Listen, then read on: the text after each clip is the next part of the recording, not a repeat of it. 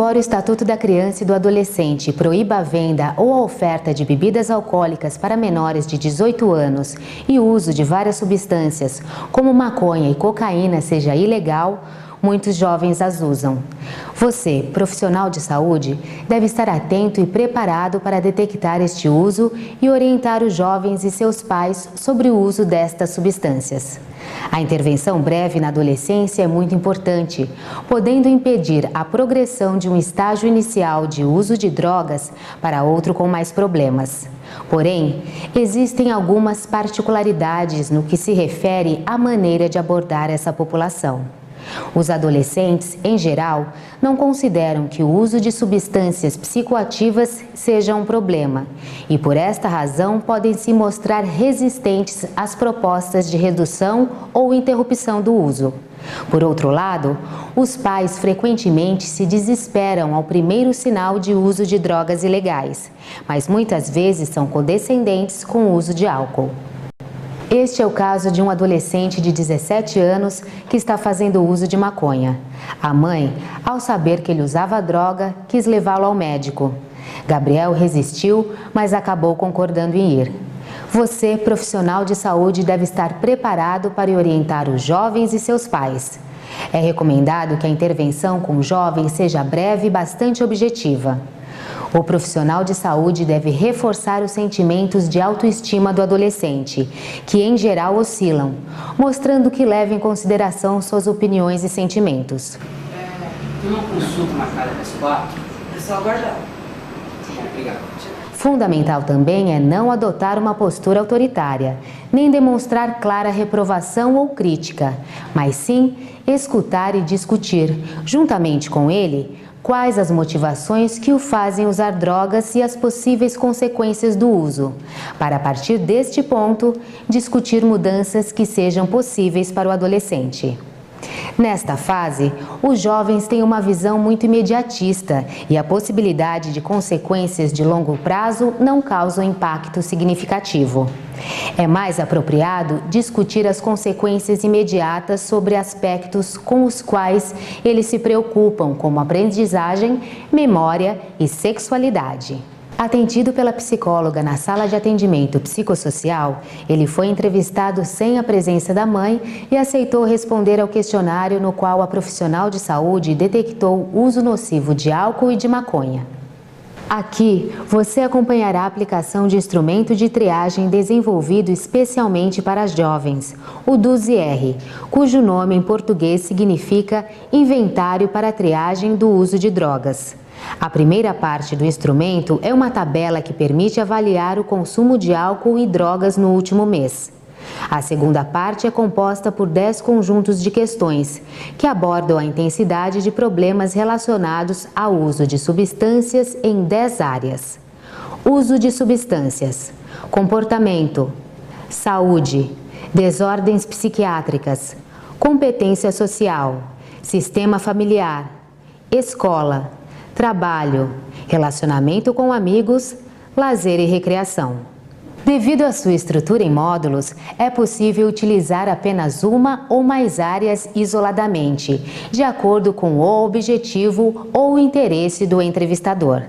Em geral, para o rastreamento do uso de substâncias, utiliza-se a primeira parte do questionário, tabela de frequência de uso de substâncias no último mês, e a área 1, área de uso de substâncias. Neste caso, sua aplicação é bastante rápida, não ultrapassando de 2 a 3 minutos. No caso da aplicação completa, pode levar de 20 a 30 minutos. Então, tudo bem? Olha, aqui nós trabalhamos em equipe, com médicos, assistentes sociais e psicólogos. Eu sou Ângela, uma das psicólogas da equipe. Eu converso com os pacientes antes da consulta médica para conhecer suas necessidades, seus problemas. Então, Gabriel, eu gostaria que você me dissesse por que você marcou essa consulta. Não fui eu quem quis. Minha mãe é que encanou que eu tô ficando lesado. Só porque de vez em quando eu fumo baseado. Olha, Gabriel, antes de mais nada, eu gostaria que você soubesse que tudo que nós conversarmos aqui vai ficar entre nós, tá bem? Tá legal. Bem, para que nós possamos fazer uma boa avaliação do seu uso de substâncias, eu preciso que você responda algumas perguntas para te ajudar a perceber se você tem algum problema em algumas áreas, tá bem? Se você preferir, eu posso ler as questões para você e você responde, ou então você mesmo pode ler e responder, como você prefere. Pode me dar que eu respondo. Tá bem, então eu vou só te explicar como funciona, tá? Olha, aqui nessa tabela você vai marcar se usa e o quanto usa de cada uma dessas substâncias. Em seguida, são várias perguntas, todas muito simples, as respostas são sempre do tipo sim ou não. Bem mais simples que as suas provas do colégio ou vestibular, né? Então, você pode começar a responder? Tá.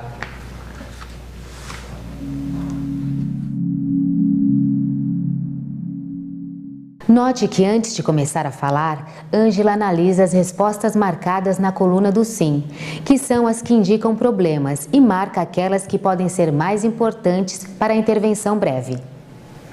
Bem, em relação à tabela, eu vejo que você costuma usar maconha e álcool, mas parece que você usa mais maconha, é isso? É, mas eu não uso muito, sabe? Só de vez em quando. Aliás, eu nem sei o que eu tô fazendo aqui. Pelo que eu vejo aqui nas suas respostas sobre a escola, parece que você está com alguns problemas de concentração, que as suas notas estão abaixo da média, que você fica sonolento, que algumas vezes chega atrasado e até já pensou em abandonar a escola. Tá, mas isso não tem nada a ver com maconha. É porque a escola é muito chata mesmo. Gabriel, você já ouviu falar de uma coisa chamada síndrome amotivacional? Ela pode ser causada pelo uso repetido da maconha. Isso acontece porque a maconha altera o modo como o cérebro funciona e faz com que a pessoa fique sem ânimo, sem motivação para fazer as coisas. Falta vontade de fazer quase tudo. Isso é bem mais comum do que se pensa, viu? Eu concordo com você que às vezes a escola não acompanha o ritmo dos jovens e precisa mudar, mas eu aposto que você tem alguns colegas que conseguem se sair bem mesmo assim, não é? Pensa um pouquinho, Gabriel. Será que essa sua falta de vontade não foi ficando mais frequente nesses últimos tempos em que você tem usado mais maconha? Pode ser que isso não seja mera coincidência, sabe? Não sei não. Gabriel, você respondeu sim a 5 das perguntas sobre o uso de substâncias aqui na área 1, indicando que você tem fissura para usar e que já está tolerante. Isso significa que você precisa de maior quantidade para conseguir o mesmo efeito que você tinha antes. Que também você teve problemas para lembrar o que aconteceu no dia anterior, que você gosta de brincadeiras do tipo vira-vira, que já entrou em brigas com alguém por causa disso. E em todas essas situações você estava se referindo mais à maconha ou ao álcool? Bom, era maconha, mas também era pro álcool. Não era isso que era pra fazer? Era sim. Mas você acha que esses problemas são mais frequentes em relação ao álcool? Depende. Vira-vira e apagar acontece quando eu bebo muito. Só que o problema é com a minha mãe é por causa da maconha. Porque afinal, beber, ela e meu pai também bebem, tá? Você poderia me contar um pouco sobre quando você gosta de fumar maconha e beber e com quem você faz isso? Como eu te disse, Gabriel, essa nossa conversa é confidencial. Fica aqui entre nós, tá? Tá. Às vezes quando eu saio da escola, eu e meus amigos voltamos pra casa fumando um. Mas beber à noite mesmo, quando vamos pra balada, nada demais, normal. E o que te agrada mais no uso da maconha e do álcool? Quais são as coisas boas? Ah, que o pessoal tudo fuma, né? Eu fico de boa, relaxado. O álcool já é mais normal, bebo até em casa. Com meus amigos a gente bebe geralmente no final de semana, numa padaria, num bar ou em alguma festa. Eu falo mais, fico mais solto, me trazo melhor com as pessoas. Às vezes eu uso junto com o energético. Tiro som, sabe? Pouca gente sabe, Gabriel, mas estudos recentes mostram que os jovens que misturam bebidas energéticas com álcool têm maiores chances de se tornarem usuários pesados e até dependentes. Como você sabe, essas bebidas reduzem o efeito depressor do álcool. Com isso, a pessoa fica mais tempo acordada e bebe ainda mais. Além disso, como elas estão sem sono, acham que não estão bêbadas e que podem até dirigir. Mas isso é um engano. Os energéticos não melhoram em nada a coordenação motora. E o resultado é muito pior. Você já imaginou o perigo? Essa é nova pra mim. Bom, Gabriel, agora eu gostaria que você tentasse me dizer o que não é tão legal a respeito de fumar maconha. Você vê alguma coisa ruim? Pergunta pra minha mãe. Ela não sai do meu pé desde que descobriu que eu fumo. Fica falando o tempo todo que eu tô esquisito, que eu não faço nada em casa. Eu acho que tem a ver com aquilo que você falou, sabe? A falta de vontade. À tarde me dá sono mesmo e aí eu durmo. Tá, deixa eu ver se eu entendi direito. A maconha ajuda você a relaxar e a se divertir com seus amigos, mas também te deixa sem motivação e aí você dorme. E também você tem brigado bastante com a sua mãe, não é? Ela é careta, não entende nada. Acha que maconha é a pior droga do mundo. Mas eu até tô indo pra aula. E em relação ao álcool, você vê algum problema? Não, nenhum. Você me disse que não lembra o que fez um dia depois de usar álcool e ter fumado maconha. Quer me contar como foi? Na verdade, eu não sei bem o que aconteceu. Eu tava no carro com uns amigos e a gente tava voltando de uma baladinha que aconteceu na casa de um conhecido nosso. A gente bebeu um pouco, fumou uns baseados. Pelo que me contaram, no caminho, um cachorro atravessou a rua. O Anderson tava rápido demais. Acho que ele nem tava prestando muita atenção. Bom, quando ele viu, ele desviou, enfiou o pé no freio e a gente foi parar na calçada, do outro lado da avenida. Não aconteceu quase nada. Foi só um susto mesmo. Mas eu não me lembro. Eu sei o que me contaram.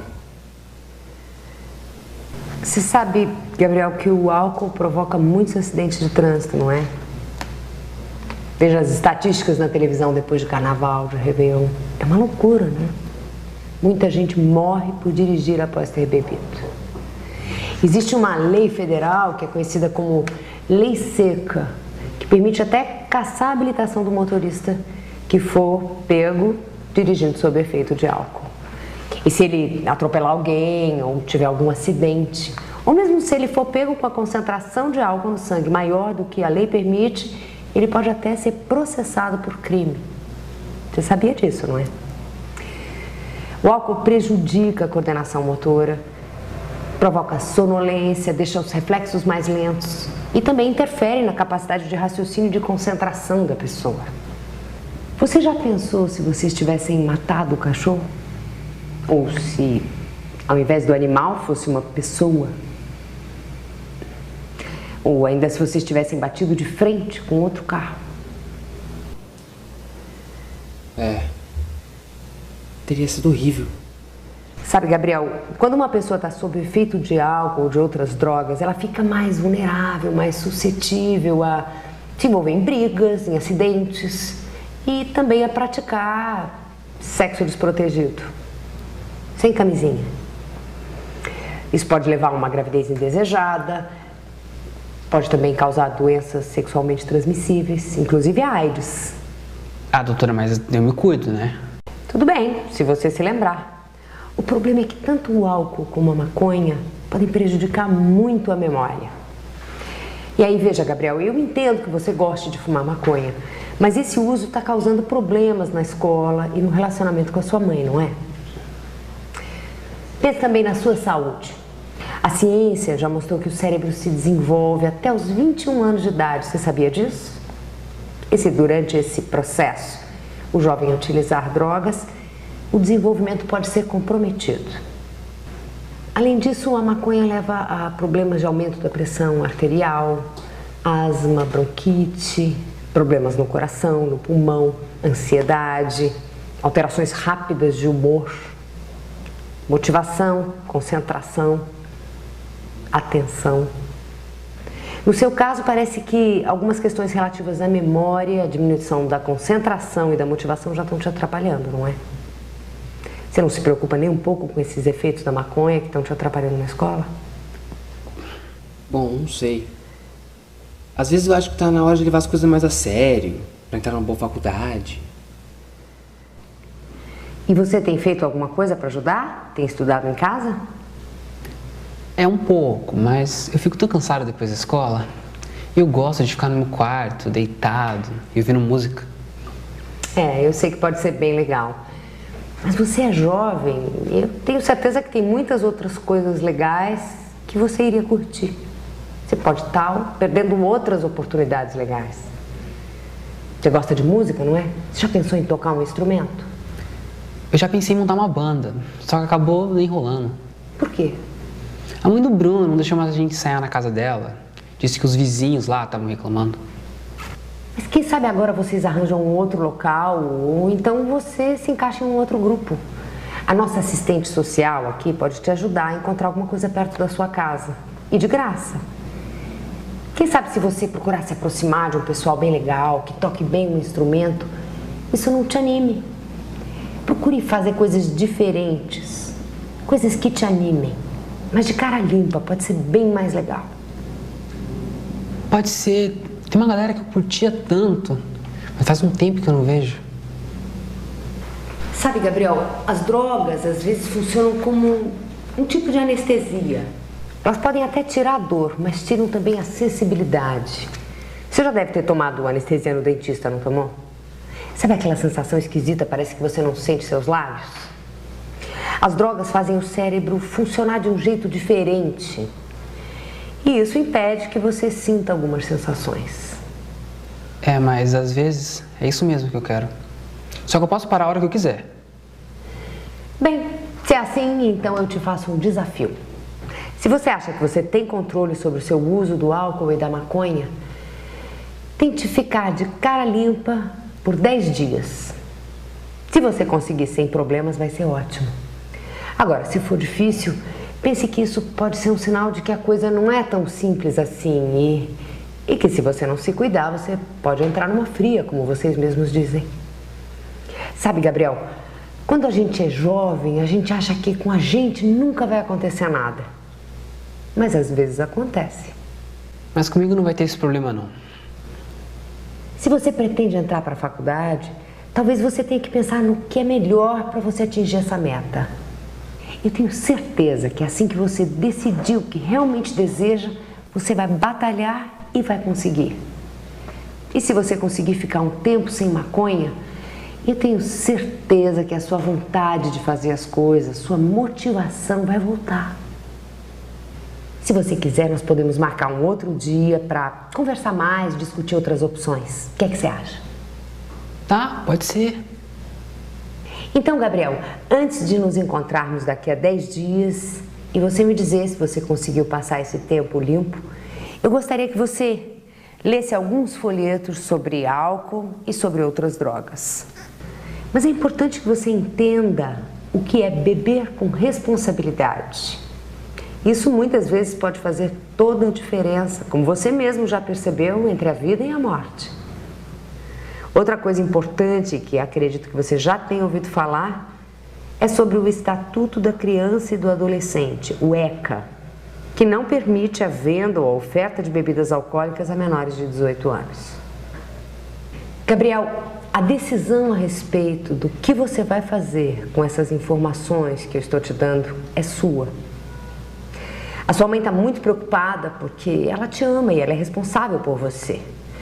Procure entender o lado dela e tente conversar um pouco com ela a respeito disso. Tá legal. Bem, eu gostaria de contar para sua mãe que nós conversamos e que seu caso ainda não é de dependência, que ela não precisa procurar um tratamento especializado e nem te internar numa clínica.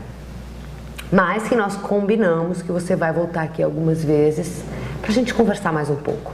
Eu acho que assim ela vai ficar menos ansiosa e vocês dois vão poder conversar melhor. O que é que você acha? Pode ser assim? Acho que tá tudo bem. Desde que com isso ela pare de me atazanar. Tá bem, então vamos lá conversar com a sua mãe e em seguida você vai passar pela consulta médica. Mas não se esqueça de dizer ao médico que você fuma para que ele leve isso em consideração na sua avaliação de pulmão, tá bem? É importante lembrar que o consumo de álcool e outras substâncias psicoativas na adolescência, embora ilegal, é frequente e também está associado a diversos comportamentos de risco. O jovem, sob o efeito de álcool e drogas, fica mais exposto e vulnerável a se envolver em brigas, acidentes de trânsito e a praticar sexo desprotegido. Nessa faixa etária, é fundamental que os profissionais de saúde estejam atentos e dispostos a orientar e monitorar, despertando o adolescente para os riscos e consequências de seus atos. Mas é preciso também orientar os pais, lembrando-os que o exemplo e o diálogo são as melhores maneiras de prevenir o uso de substâncias. Em 2010, foram divulgados 2 estudos inéditos sobre os padrões de consumo de álcool e outras drogas por adolescentes e por universitários. Vamos conhecer alguns resultados. Um deles, realizado pelo CEBRID da Unifesp, em parceria com a Senad, refere-se ao 6º Levantamento Nacional sobre o Consumo de Drogas entre estudantes do ensino fundamental e médio da rede pública e privada nas capitais brasileiras. Este levantamento foi representativo da rede pública e particular de ensino em todo o Brasil e incluiu 277 escolas particulares e 512 escolas públicas de todo o país, totalizando 50.890 alunos. Dados deste estudo mostram que no mês anterior à pesquisa, o consumo de álcool foi de 21% e o de tabaco 5,5%. Já o de inalantes e maconha foi de aproximadamente 2%. Um outro estudo foi realizado com universitários das 27 capitais brasileiras em uma parceria da Senad e da USP. Neste levantamento, realizado com universitários menores de 18 anos, 51% dos entrevistados afirmaram ter consumido bebida alcoólica nos últimos 30 dias e 21% produtos do tabaco. Dentre os 8,7% que consumiram drogas ilícitas, 21% usaram maconha, haxixe ou skunk. O estudo aponta ainda que 22% dos universitários estão sob risco de desenvolver dependência de álcool e 8% de maconha. Outros dados interessantes que podem ser úteis para você aprofundar seu conhecimento sobre o assunto podem ser encontrados no site www.obid.senad.gov.br.